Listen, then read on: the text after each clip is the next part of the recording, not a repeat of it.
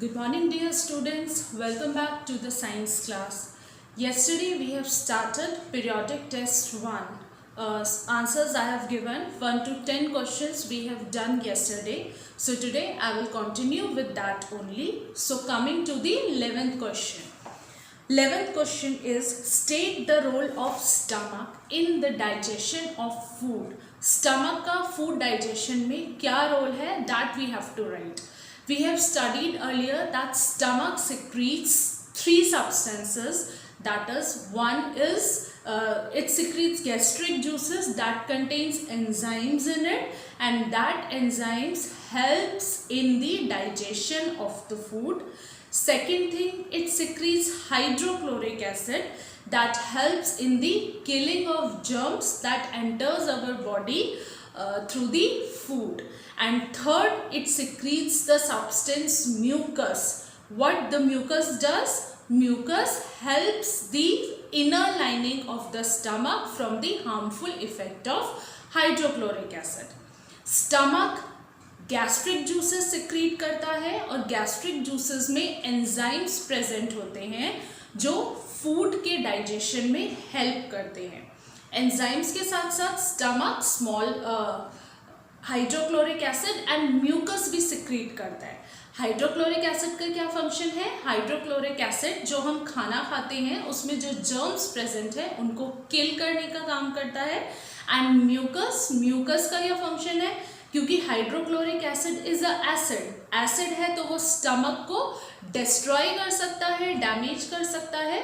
So to prevent the action of acid on the stomach, mucus helps in it. Mucus help करता है आपके acid जो produce हो रहा है स्टमक में उससे स्टमक को प्रिवेंट करने के लिए. So see here in the black board. The stomach secretes gastric juices which contains enzymes that helps in the food digestion. Enzymes food digestion में help करते हैं. It also secretes hydrochloric acid and mucus. Hydrochloric acid kills the bacteria present in food. Hydrochloric acid bacteria kill करने का काम करता है and mucus protects the lining of stomach from hydrochloric acid. Mucus hydrochloric acid के effect से stomach को prevent करता है. Coming to the 12th question is define heterotrophic plant and B part is how do parasitic plants obtain food. So let's see first part, define heterotrophic plant. Heterotrophic, what is the word heterotrophic means? Heterotrophic means the organisms that can't prepare their own food and they depend on others for their food. जो दूसरों पे dependent हैं अपने food के लिए और अपना food खुद प्रिपेयर नहीं कर सकते. So heterotrophic plants are those plants that do not prepare their food by their own and they have to depend on other organisms, or in here it is asked about the heterotrophic plants, so they depend on other plants for their food.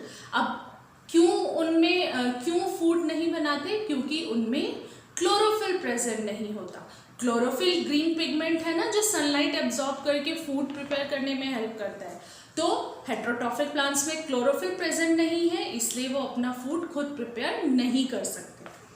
See here, heterotrophic plants do not have chlorophyll and cannot synthesize their own food. Synthesize means making, banana. They depend on other plants for food. वो food के लिए दूसरे plants पर depend होते हैं. Second part of this question is how do parasitic plants obtain their nutrition. Parasitic plants कौन से होते हैं और अपना food वो कैसे derive करते हैं? Parasitic plants हेटेरोट्रॉफिक का ही पार्ट होते हैं and as they are the part of heterotrophic so they are dependent on others for their food. और जिन ऑर्गेनिजम्स पे वो फूड के लिए डिपेंडेंट होते हैं उनको हम होस्ट ऑर्गेनिज्म कहते हैं. और इससे क्या होता है, जो होस्ट है वो पैरासिटिक प्लांट्स को फूड प्रोवाइड करता है तो पैरासिटिक प्लांट्स पूरा बेनिफिट होता है उससे. होस्ट जो है उसको नुकसान ही होता है पैरासिटिक प्लांट्स को न्यूट्रिशन प्रोवाइड करने में. So here is the definition. Parasitic plants obtain their food from the other organism called host. आपसे सिर्फ इतना पूछा है पैरासिटिक ऑर्गेनिज्म पैरासिटिक प्लांट्स कैसे अपना फूड ऑब्टेन करते हैं? तो they obtain their food from other organism called host. वो दूसरे ऑर्गेनिज्म जिनको हम होस्ट कहते हैं उससे अपना फूड ऑब्टेन करते हैं। Now see the 13th question. It is a big one and please try to understand it very carefully. बहुत अच्छे से इस क्वेश्चन को पढ़ेंगे, सुनेंगे और उसको समझने की कोशिश करेंगे। 13th question is, please take your book with yourself while watching the video. Video देखते समय बुक्स को अपने ज़रूर साथ रखें so that it will help in understanding the questions. Take 2 strips of black paper and cut out a small square in their centers. बहुत ध्यान से इसको समझिए। आपको ब्लैक पेपर की 2 स्ट्रिप्स लेनी है, 2 स्ट्रिप्स लेनी है ब्लैक पेपर की। मीन्स आपके पास 2 स्ट्रिप्स हैं ब्लैक पेपर की। And cut out a small square in their centres, और उनके सेंटर में आपको स्क्वायर कट करना है। तो it will become like this. 2 strips हो गई है ब्लैक पेपर की और इनके बीच में आपको स्क्वायर कट करना है। तो ये कट पोर्शन है, बाकी का ये पूरा आपका ब्लैक पोर्शन है। This is the black portion. ऐसे आपको 2 स्ट्रिप्स लेनी है। Now cover a part of 2 broad leaves of a potted plant with these papers. Potted plant means pot में लगा हुआ आपको एक प्लांट लेना है और उसकी 2 broad leaves, broad leaves means चौड़ी लीफ लेनी है। ब्रॉड लीव्स को इन स्ट्रिप्स से कवर करना है। मीन्स 2 लीव्स पे, एक स्ट्रिप आप एक लीफ पे लगाएंगे और दूसरी स्ट्रिप आप दूसरी लीफ पे लगाएंगे। तो इस तरीके से पॉटेड प्लांट की 2 लीव्स पे ये ब्लैक स्ट्रिप्स आपने पेस्ट करी। Keep the plant in sunlight for 3 to 4 days। अब उस प्लांट को आपको सनलाइट में रखना है 3 से 4 दिन के लिए। Perform iodine test for 1 leaf. अब हमने 2 लीफ पे स्ट्रिप्स लगाई थी, एक लीफ पे हमने आयोडीन टेस्ट करना है। एक लीफ को आप प्लग कर लीजिए प्लांट में से और उस पर आयोडीन टेस्ट करिए। Next, did the 2 parts covered and uncovered show any difference in results.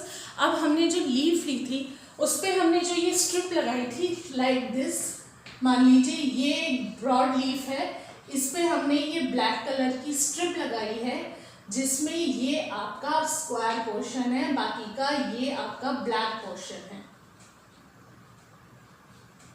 तो ये जो कटा हुआ पार्ट है ये ग्रीन कलर का होगा क्योंकि इसमें से नीचे लीफ दिखेगी, और ये बाकी का पोर्शन आपका ग्रीन कलर का है। और जो ये कवर्ड पोर्शन है ये ब्लैक पेपर से ढका हुआ है जब हमने इसे सनलाइट में रखा।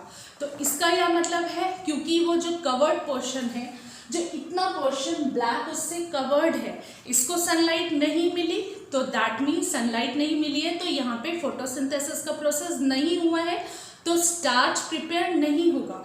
फोटोसिंथेसिस का क्या मतलब है? फूड प्रिपेयर करना, और फूड क्या होता है? स्टार्च होता है उसके केस में। और स्टार्च को टेस्ट करने के लिए हम आयोडीन टेस्ट करते हैं कि स्टार्च प्रेजेंट है या नहीं। आयोडीन टेस्ट में क्या होता है? आयोडीन टेस्ट करने से अगर आपका पोर्शन ब्लू ब्लैक कलर का आया, चेंज हुआ कलर में ब्लू ब्लैक, तो इसका मतलब तो स्टार्च प्रेजेंट है। और अगर ब्लू ब्लैक कलर नहीं आता है that means starch is not present. अभी हमने दूसरी लीफ को कुछ नहीं किया है, दूसरी लीफ पे एज इट इज स्ट्रिप लगी हुई है और वो पॉटेड प्लांट में, प्लांट के साथ ही अटैच है। एक लीफ को हमने प्लग किया है जिसपे हमने ये स्ट्रिप लगाई थी और ये स्ट्रिप हटा के हमने उस पर आयोडीन टेस्ट किया है। तो अब हमें ये बताना है कि जो कवर्ड पोर्शन था आपका, जो ब्लैक से कवर्ड था, और जो अनकवर्ड पार्ट है लीफ का, ये छोटा सा स्क्वायर और ये बाकी का पार्ट, क्या इसमें डिफरेंस आएगा आयोडीन टेस्ट करने के बाद? ऑब्वियसली डिफरेंस आएगा। क्यों? क्योंकि जो कवर्ड पार्ट है उसको स्टार्च नहीं मिला, तो वहाँ जो कलर है वो ब्लू ब्लैक में चेंज नहीं होगा। पर जो बाकी का ग्रीन पार्ट है, क्योंकि उसमें फोटोसिंथेसिस हुआ है, दैट मीन्स स्टार्च प्रिपेयर हुआ है, तो वहाँ पर जो आपका कलर है वो आयोडीन टेस्ट करने के बाद ब्लू ब्लैक हो जाएगा। तो देखिए अभी हम लीफ 1 की बात कर रहे हैं। लीफ फर्स्ट में क्या हुआ, the covered part on performing iodine test does not turn blue black. जो कवर्ड पार्ट था ब्लैक कलर से, ब्लैक स्ट्रिप से कवर्ड था, आयोडीन टेस्ट परफॉर्म करने के बाद वहां पे ब्लू ब्लैक कलर नहीं हुआ। whereas the uncovered part turns blue black on performing iodine test। जो अनकवर्ड पार्ट था, ये जो छोटा सा स्क्वायर है और ये वाला पोर्शन जो ग्रीन कलर का था, एक्सपोज्ड था लाइट से, वहां का जो कलर है वो ब्लू ब्लैक में टर्न हो गया। तो showing the presence of starch, जिससे हमें पता चलता है कि जो अनकवर्ड पार्ट था वहां पे स्टार्च प्रिपेयर हुआ है। तो ये लीफ 1 की बात होगी। अब आगे क्वेश्चन देखिए क्या है।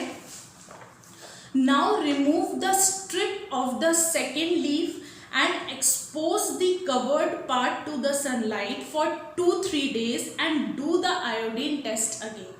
अब हमें क्या करना है, जो दूसरी लीफ प्लांट में थी उस पे से हमने स्ट्रिप निकाल देनी है। लीफ को हमने अलग नहीं करना है प्लांट से, उसमें से हमने स्ट्रिप निकाल दी ब्लैक कलर की और वापस से उसको 2-3 डेज के लिए सनलाइट में रख दिया। तो उससे क्या होगा, दोबारा से जो हमने ब्लैक पोर्शन, ब्लैक स्ट्रिप से कवर थी जो पोर्शन, उसको दोबारा से सनलाइट मिल गई। तो that means that portion will again able to make the starch. वो पोर्शन फिर से अपना स्टार्च जो है वो प्रिपेयर कर लेगा। तो इसका मतलब पूरी लीफ में फिर से स्टार्च प्रिपेयर हो गया, क्योंकि अब तो ब्लैक कलर से कहीं भी एक्सपोज नहीं है, वो लीफ पूरी प्लेन है, तो पूरी लीफ में स्टार्च प्रेजेंट होगा। आगे आपको ये बताना है, do the iodine test again and describe your observations for both cases giving reason. अब हमें 2-3 डेज के बाद, जब हमने उस सेकेंड लीफ में से स्ट्रिप रिमूव करके दोबारा सनलाइट में एक्सपोज किया था 2-3 दिन के लिए, अब 2-3 दिन के बाद हमें उस लीफ में आयोडीन टेस्ट करना है। आयोडीन टेस्ट करने से क्या होगा, जो पूरी लीफ है वो ब्लू ब्लैक टर्न हो जाएगी। क्यों हो जाएगी, क्योंकि उसको प्रॉपर सनलाइट मिली है, और सनलाइट मिली है तो इसका मतलब फोटोसिंथेसिस का प्रोसेस हुआ है, एंड फोटोसिंथेसिस हुआ है, that means the leaf has been able to make the starch. See here, leaf 2 की बात कर रहे हैं अब हम। If covered part is removed off the strip, जो कवर्ड पार्ट था उसमें से अगर स्ट्रिप को हमने रिमूव कर दिया है and exposed to sunlight for 2-3 days, और फिर से 2-3 डेज के लिए उसको सनलाइट का एक्सपोजर दिया है and tested with iodine solution, फिर उसको आयोडीन सॉल्यूशन से टेस्ट किया तो it will turn blue black showing the presence of starch. तो वो पूरी लीफ ब्लू ब्लैक में टर्न हो जाएगी, जिससे हमें पता चलेगा कि फोटोसिंथेसिस का प्रोसेस हुआ है and the starch is present in that leaf. I hope ये क्वेश्चन आपको अच्छे से समझ में आया होगा। If not then please rewind the video and try to understand it. इसमें बेसिक फॉर्मूला यही है, बेसिक फंडा है इस क्वेश्चन का। The part of the leaf that is exposed to the proper sunlight, जो ब्लैक कलर से कवर नहीं है, जिसको प्रॉपर सनलाइट मिला है, that portion will able to do photosynthesis and the starch will be present in that portion, and on performing iodine test that particular portion will turn into blue black color। बस इतनी चीज़ आप ध्यान रखेंगे तो then you will able to understand this question।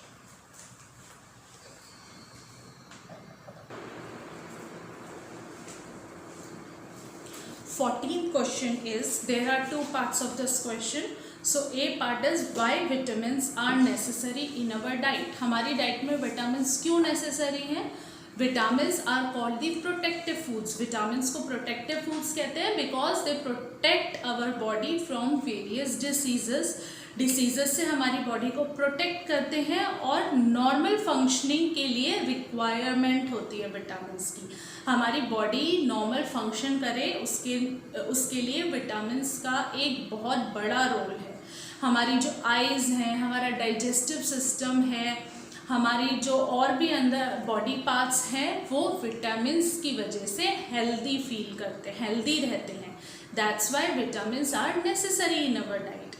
Let's see the answer. Vitamins are necessary in our diet as they help in protecting our body against diseases.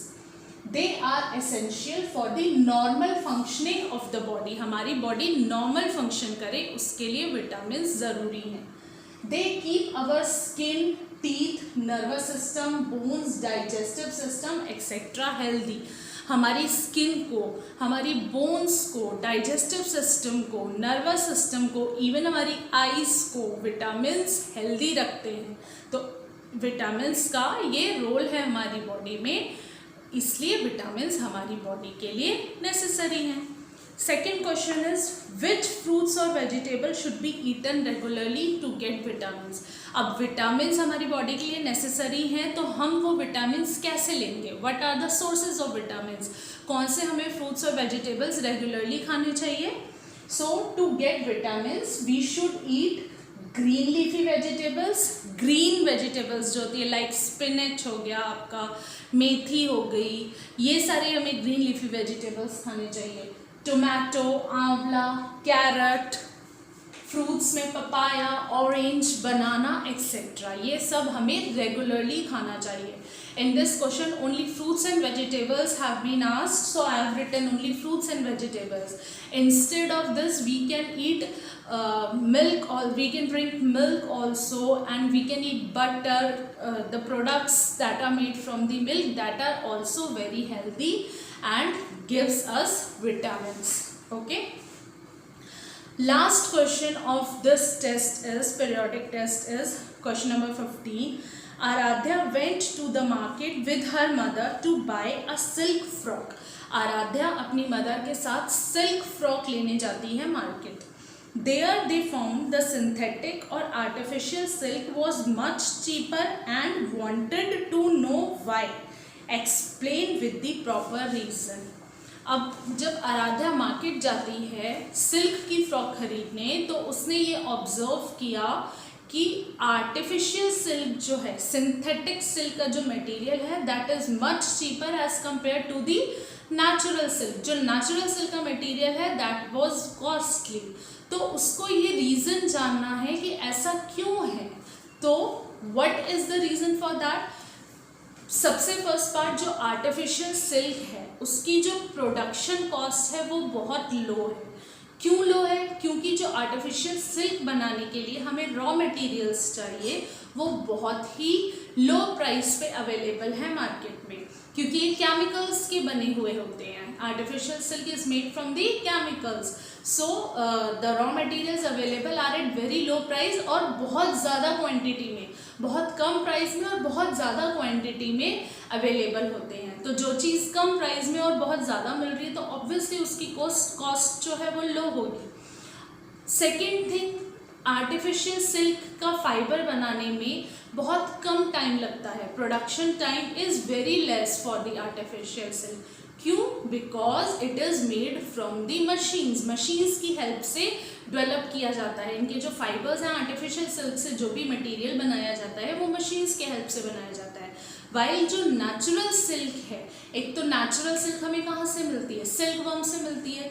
तो जो उसका पूरा प्रोसेस है सिल्क वर्म का, पूरे एग्स होते हैं, फिर फीमेल जो सिल्क वर्म है वो एग्स ले करती है, एग्स से फिर प्यूपा फॉर्म होता है, फिर कोकून फॉर्म होता है मलबरी लीव्स पे फीड करके, फिर कोकून थ्रेड वाइंड करता है, उस थ्रेड को फिर हम रीलिंग के प्रोसेस से सेपरेट करते हैं।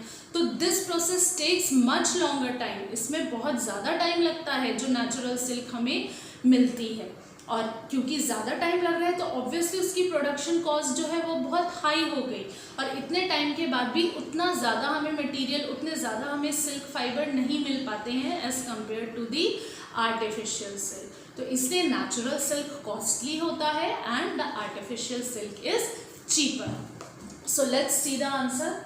The cost of production of artificial silk is very low as the raw materials used for its production are available at very low cost. Artificial silk के प्रोडक्शन की cost बहुत कम है, लो है। क्यों? क्योंकि जो रॉ मटेरियल्स उसके प्रोडक्शन के लिए चाहिए उनकी भी कॉस्ट बहुत लो है एंड इन ह्यूज क्वांटिटी, और वो अवेलेबल बहुत ज़्यादा क्वांटिटी में अवेलेबल है लो कॉस्ट पे। Also the production time is less, thus artificial silk is cheaper. और उनका प्रोडक्शन टाइम भी लेस है क्योंकि वो मशीन से बनते हैं तो कम टाइम में ज़्यादा मटेरियल बन जाता है, तो इसलिए ये चीपर होते हैं as comparative to the natural silk. So I hope you have understood all the answers of this periodic test 1. Please do this in your copies, the questions that I have done yesterday and today also. This should be completed in your copy. From tomorrow onwards, we will start the next lesson. So till then, have a very nice time. Thank you.